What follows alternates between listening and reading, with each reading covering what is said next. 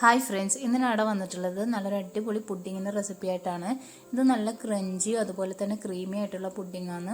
വളരെ സിമ്പിളായിട്ട് നമുക്ക് തയ്യാറാക്കാൻ പറ്റുന്ന നല്ലൊരു റെസിപ്പി കൂടിയാണ്. നിങ്ങളെല്ലാവരും ഇതുപോലെ ഒന്ന് ചെയ്ത് നോക്കുക, നിങ്ങളുടെ അഭിപ്രായങ്ങളൊക്കെ അറിയിക്കുക. അപ്പോൾ നമുക്കിതെങ്ങനെ തയ്യാറാക്കുന്നതെന്ന് നോക്കാം. ഇതിനു വേണ്ടി ഞാനിവിടെ എടുത്തിട്ടുള്ളത് 10 പീസ് ബ്രെഡാണ്. ഇത് നമുക്ക് സ്ക്വയർ പീസായിട്ട് കട്ട് ചെയ്തെടുക്കാം. അതിനുശേഷം ഒരു പാൻ വെച്ച് ഇതെല്ലാം ടോസ്റ്റ് ചെയ്തെടുക്കണം. രണ്ട് സൈഡും ചെറുതായിട്ടൊന്ന് ടോസ്റ്റ് ചെയ്തെടുത്താൽ മതി. അങ്ങനെ ബ്രെഡ് മുഴുവനായിട്ട് റെഡി ആയിട്ടുണ്ട്. നമുക്കിതൊന്ന് മിക്സിയുടെ ജാറിലിട്ട് ജസ്റ്റ് ഒന്ന് ക്രഷ് ചെയ്തെടുക്കാം. ഒരുപാട് ഫൈനായിട്ട് പൊടിച്ചെടുക്കരുത്, ചെറുതായിട്ടൊന്ന് ക്രഷ് ചെയ്താൽ മതിയാകും. അങ്ങനെ നമ്മുടെ ബ്രെഡ് മുഴുവനായിട്ട് ഇവിടെ പൊടിച്ചെടുത്തിട്ടുണ്ട്. ഇനി ഒരു പാൻ വെച്ച് അതിലേക്ക് 1/2 കപ്പ് പഞ്ചസാര ചേർത്ത് കൊടുക്കാം. ഇതൊന്ന് കാരമലൈസ് ചെയ്തെടുക്കണം. ലോ ഫ്ലെയിമിൽ വെച്ചിട്ട് ഒരല്പം വെള്ളവും കൂടെ ചേർത്ത് കാരമലൈസ് ചെയ്യാം. ഇനി ഇതിലേക്ക് നേരത്തെ പൊടിച്ചു വെച്ച ബ്രെഡും കൂടെ ചേർത്ത് നന്നായിട്ടൊന്ന് മിക്സ് ചെയ്തെടുക്കാം. 2 ടേബിൾ സ്പൂൺ ബട്ടറും കൂടെ ചേർത്ത് കൊടുക്കുക. ശരിക്കും ബട്ടർ ഈ ബ്രെഡ് ഇടുന്നതിന് മുമ്പാണ് ചേർക്കേണ്ടത്, അത് ഞാൻ വിട്ടുപോയതാണ്. ബട്ടറും കൂടെ ചേർത്തതിന് ശേഷം ജസ്റ്റ് ഒന്ന് മിക്സ് ചെയ്തെടുക്കുക. ഒരുപാട് സമയം മിക്സ് ചെയ്താൽ ബ്രെഡ് ഹാർഡായി പോവും. അങ്ങനെ നമ്മുടെ ഫസ്റ്റ് ലെയർ ഇവിടെ റെഡി ആയിട്ടുണ്ട്. ഇനി ഇത് നമുക്ക് പുഡിംഗ് ട്രേയിലേക്ക് സെറ്റ് ചെയ്ത് കൊടുക്കാം. ഇനി നമുക്കിതൊന്ന് ഫ്രിഡ്ജിൽ സെറ്റ് ചെയ്യാൻ വെക്കാം. ആ സമയം കൊണ്ട് ഇതിന് വേണ്ട സെക്കൻഡ് ലെയർ തയ്യാറാക്കാം. 2 ഒറിയോ ബിസ്ക്കറ്റാണ് ഞാനിവിടെ എടുത്തിട്ടുള്ളത്. നിങ്ങൾക്ക് ഏത് ബിസ്ക്കറ്റ് വേണമെങ്കിലും യൂസ് ചെയ്യാം. ഇത് ജസ്റ്റ് ഒന്ന് ക്രഷ് ചെയ്തെടുക്കാം. ഇനി ഇതിലേക്ക് ഒരല്പം ബട്ടറും കൂടെ മെൽറ്റ് ചെയ്ത് ചേർത്ത് കൊടുക്കുക. എന്നിട്ട് നന്നായിട്ടൊന്ന് മിക്സ് ചെയ്തെടുക്കുക.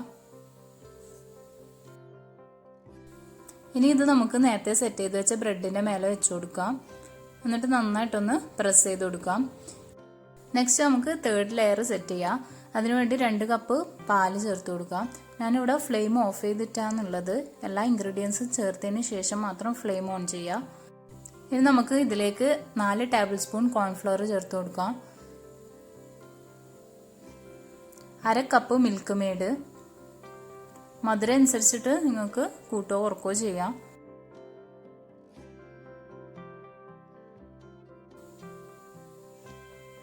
ഇനി ഇതിലേക്ക് 125 ml ഫ്രഷ് ക്രീമും കൂടെ ചേർത്ത് കൊടുക്കുന്നുണ്ട്.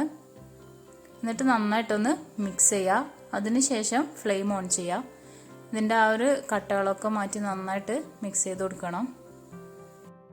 ഇപ്പോൾ ഫ്ലെയിം ഓൺ ചെയ്തിട്ടുണ്ട്. നമുക്കിത് നന്നായിട്ടൊന്ന് കുറുക്കിയെടുക്കുക.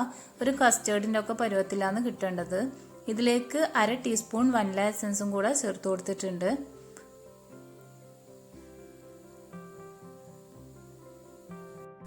ഇപ്പോൾ ഒരു കസ്റ്റേർഡിൻ്റെ പരുവത്തിൽ കിട്ടിയിട്ടുണ്ട്. ഈ ഒരു കൺസിസ്റ്റൻസിയാണ് വേണ്ടത്. നമുക്ക് ഫ്ലെയിം ഓഫ് ചെയ്യാം. എന്നിട്ട് ജസ്റ്റ് ഒന്ന് തണിഞ്ഞ ശേഷം ചെറുതായിട്ടൊന്ന് ചൂടാറിയ ശേഷം നമുക്ക് നേരത്തെ സെറ്റ് ചെയ്ത് വെച്ച് ബിസ്ക്കറ്റിൻ്റെ മേലെ ഒഴിച്ചു കൊടുക്കാം. ഇതിൻ്റെ മേലെ ഒരല്പം നട്ട്സും കൂടെ ക്രഷ് ചെയ്ത് ചേർത്ത് കൊടുക്കുന്നുണ്ട്. ഇത് കുറഞ്ഞത് ഒരു 5 മണിക്കൂറെങ്കിലും ഫ്രിഡ്ജിൽ റെസ്റ്റ് ചെയ്യാൻ വെക്കാം. അങ്ങനെ നമ്മുടെ ടേസ്റ്റി പുഡിംഗ് ഇവിടെ റെഡി ആയിട്ടുണ്ട്. ഇത് നല്ല ക്രീമി ആയിട്ടുള്ള പുഡിംഗാണ്. അതുപോലെ തന്നെ വളരെ സിമ്പിളായിട്ട് തയ്യാറാക്കാൻ പറ്റുന്ന നല്ലൊരു റെസിപ്പി കൂടിയാണ്. നിങ്ങളെല്ലാവരും ഇതുപോലെ ഒന്ന് ചെയ്ത് നോക്കാം. നിങ്ങളുടെ അഭിപ്രായങ്ങളൊക്കെ അറിയിക്കാം. നിങ്ങൾക്ക് എൻ്റെ വീഡിയോ ഇഷ്ടമെങ്കിൽ എപ്പോഴും പറയും പോലെ ലൈക്ക് ചെയ്യുക, ഷെയർ ചെയ്യുക, കമൻറ്റ് ചെയ്യുക. സബ്സ്ക്രൈബ് ചെയ്യാതെ കാണുന്നവരുണ്ടെങ്കിൽ സബ്സ്ക്രൈബ് ചെയ്യുക. പുതിയൊരു വീഡിയോ ആയിട്ട് വീണ്ടും കാണാം. Thank you.